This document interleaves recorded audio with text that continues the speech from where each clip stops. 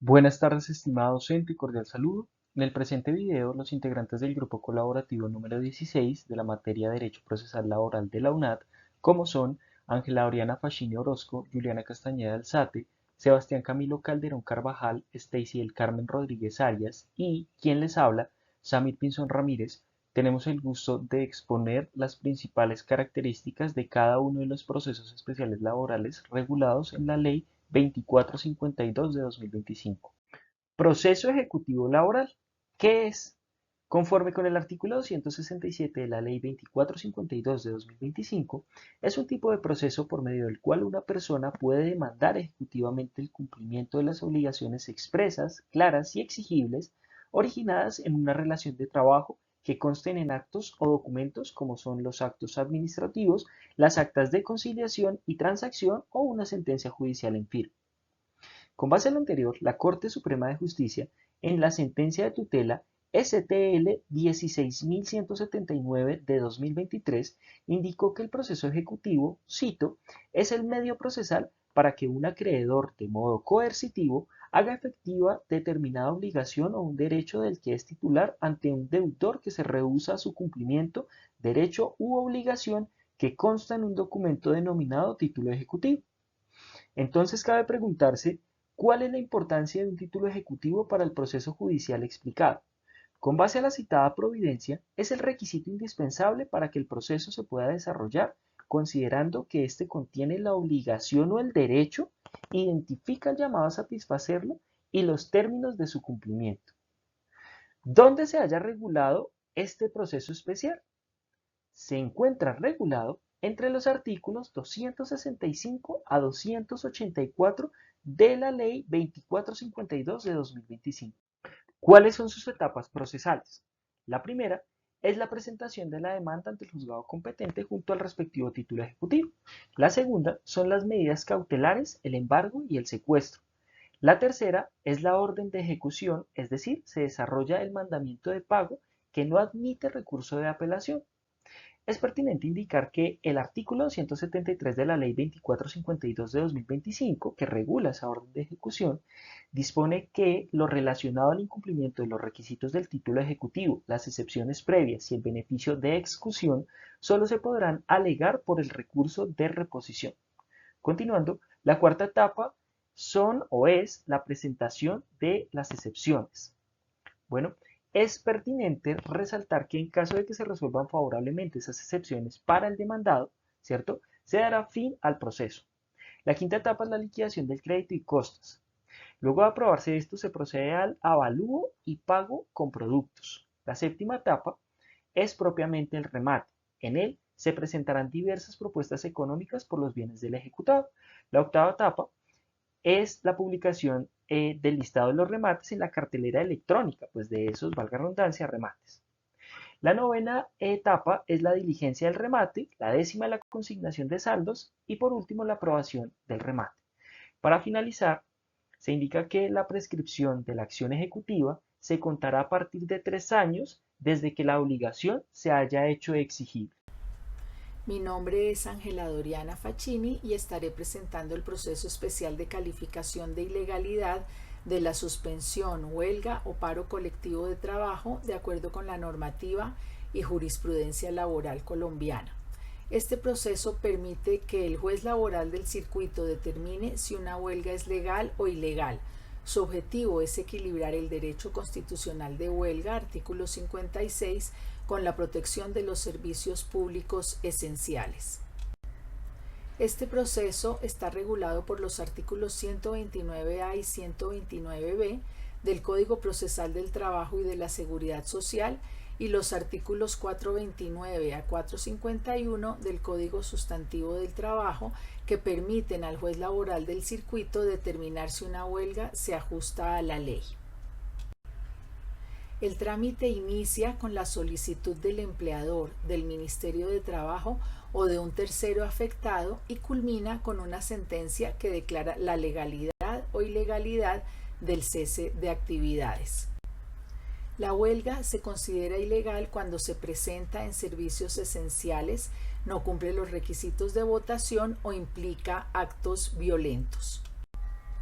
La declaratoria de ilegalidad tiene efectos jurídicos tanto para los trabajadores como para el sindicato, pero especialmente se protege la continuidad del servicio público y el orden social.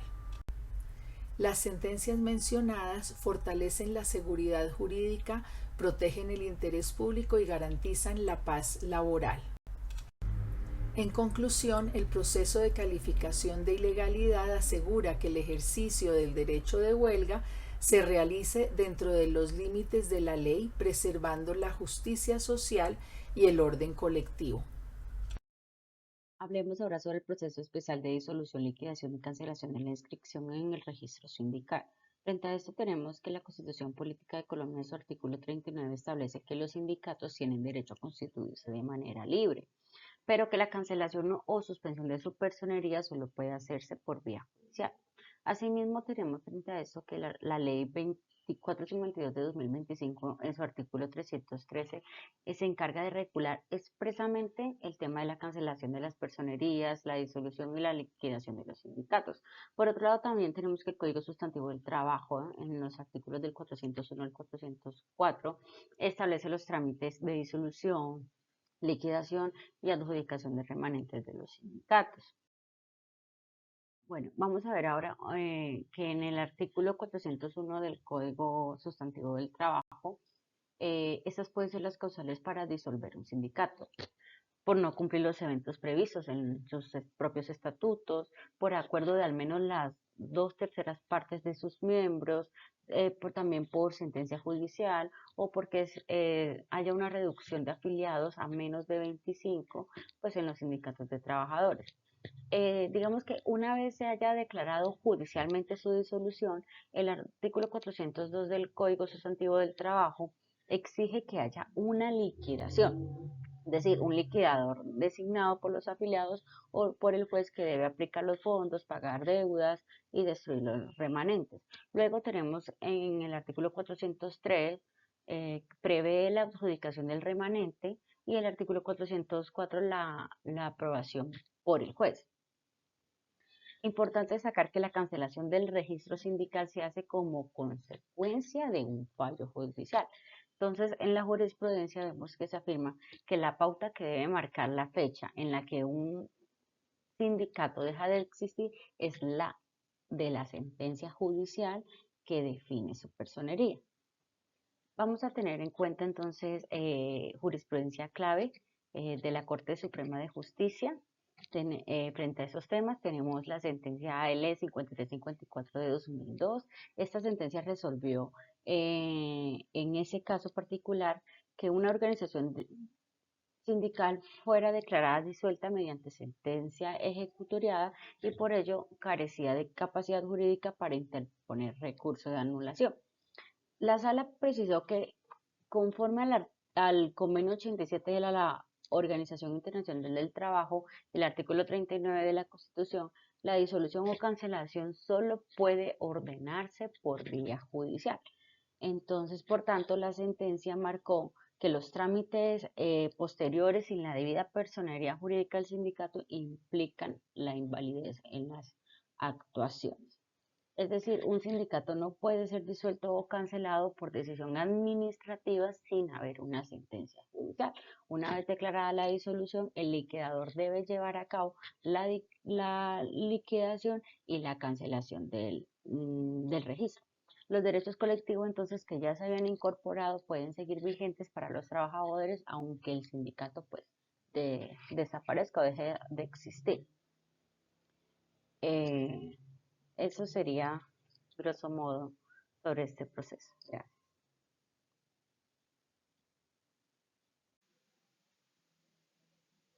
Hola, buen día. Mi nombre es Juliana Castañeda Alzate y les voy a hablar sobre el proceso especial de levantamiento del fuero sindical o de reintegro. Entonces, el fuero sindical es una protección especial que tienen ciertos trabajadores, en especial los dirigentes sindicales, frente al despido o la terminación del contrato laboral.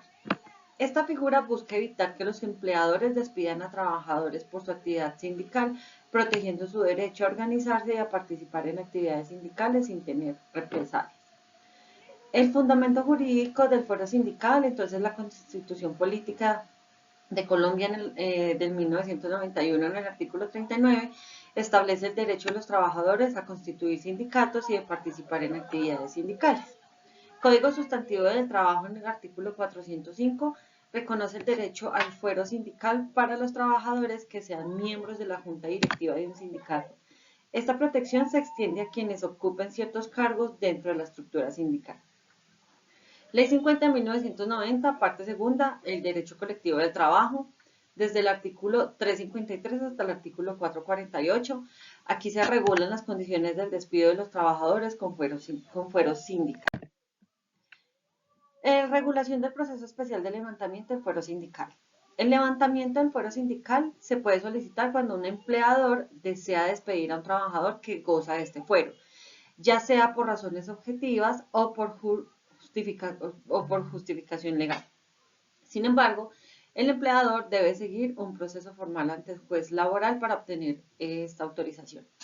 Este proceso está regido principalmente por el Código Procesal del Trabajo y de Seguridad Social y el Código Sustantivo del Trabajo.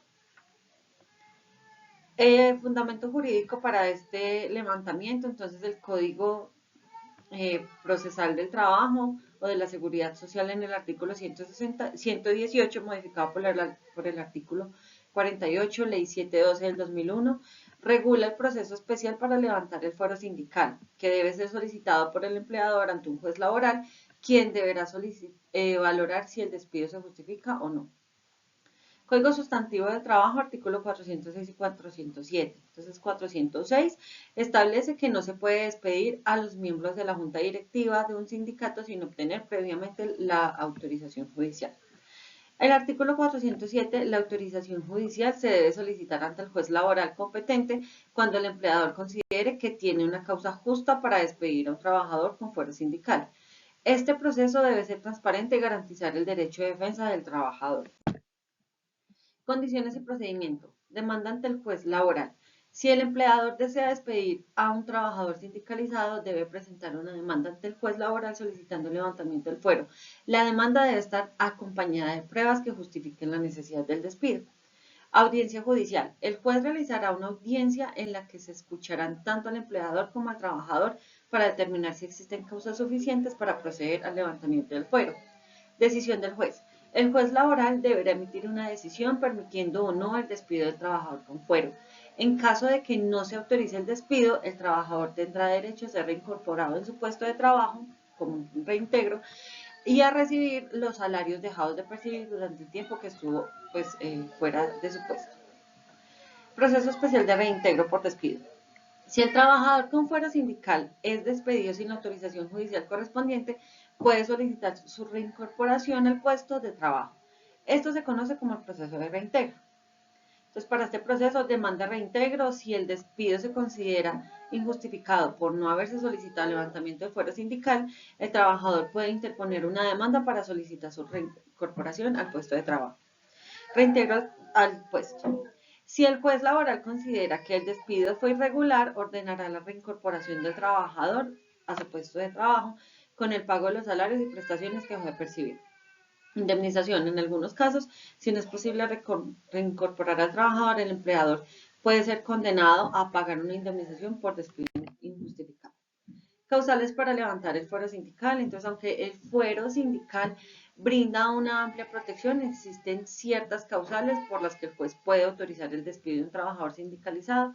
Algunas de estas son: falta de capacidad del trabajador. Si el trabajador no cumple con los requisitos del puesto o no desempeña sus funciones adecuadamente. Causas económicas o de reorganización de la empresa. Si la empresa presenta dificultades económicas graves que justifiquen la reducción de personal, siempre y cuando se sigan los procedimientos adecuados. Conductas graves del trabajador, como faltas de disciplina o comportamiento que afecten gravemente el ambiente laboral o la productividad de la empresa. Excepciones. No todo trabajador tiene fuero sindical. La ley establece que solo aquellos trabajadores que pertenezcan a la junta directiva del sindicato o que desempeñen cargos representativos dentro del sindicato gozarán de este fuero. Entonces, en conclusión, el proceso está orientado a evitar abusos tanto por parte de los empleadores como de los trabajadores, buscando una solución equitativa en los conflictos laborales. Gracias. Proceso especial de acoso laboral. El acoso laboral es un fenómeno que afecta a diario a las personas que tienen relaciones laborales, bien sea con entidades públicas o privadas en Colombia.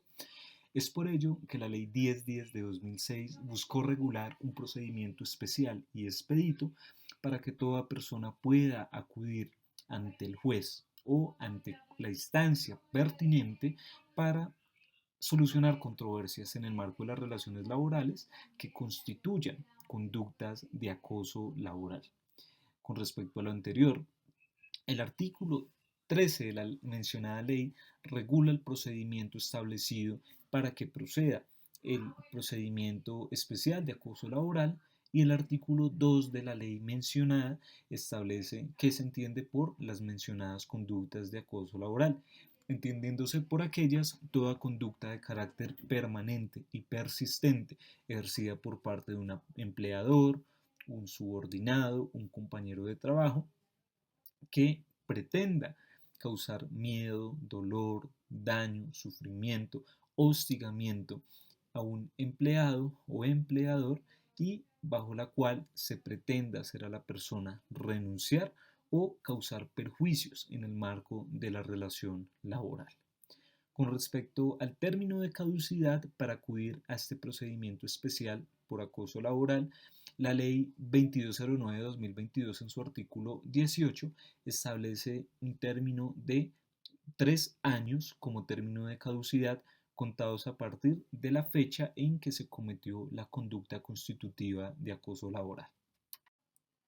Con respecto al procedimiento aplicable para el proceso especial de acoso laboral, es importante tener en cuenta de manera preliminar que el artículo 12 de la Ley 1010 de 2006 establece cuál es la competencia del ente, dependiendo de si se habla de una relación laboral entre particular y una entidad pública o entre particular y una empresa privada. En el marco del primer caso, el competente será el Ministerio Público, es decir, la Procuraduría General de la Nación o quien haga sus veces en el nivel territorial, y ya en el caso de las relaciones laborales entre particulares y entes privados, el competente será el juez laboral. Teniendo en cuenta esto, el artículo 13 de la mencionada ley establece cuál es el procedimiento para un caso y otro. Es así que cuando la competencia de la sanción corresponda al Ministerio Público, se aplicará el procedimiento previsto en el Código Disciplinario Único, el cual inicia con una indagación previa y apertura de la investigación disciplinaria para recoger las pruebas. Luego se decide si hay lugar a formular el pliego de cargos al servidor investigado para finalmente desarrollar en la etapa de juicio, donde se practican las pruebas, se presentan los descargos y el proceso culmina con el fallo sancionatorio absolutorio que aplica las sanciones del Código Disciplinario. Es relevante tener en cuenta que toda conducta constitutiva de acoso laboral que logre demostrarse en contra de un servidor público es considerada como una falta grave y puede llegar a constituir inclusive situaciones de destitución del cargo. Por otra parte, cuando la sanción fuere competencia de los jueces de trabajo, el procedimiento inicia con la citación a audiencia, la cual tendrá lugar dentro de los 30 días siguientes a la presentación de la solicitud o queja por parte de la persona afectada, y de la iniciación de este procedimiento se notificará personalmente al acusado de acoso laboral en garantía del derecho al debido proceso y al empleador que lo haya tolerado dentro de los 5 días siguientes al recibo de la solicitud o queja. Posteriormente, las pruebas se practicarán antes de la audiencia o dentro de ella, y la decisión se proferirá al finalizar la misma, a la cual solo podrán asistir las partes y los testigos o peritos. Finalmente, es relevante tener en cuenta que contra esta sentencia que pone fin a la actuación procede el recurso de apelación, que se dictará dentro de los 30 días siguientes a su interposición.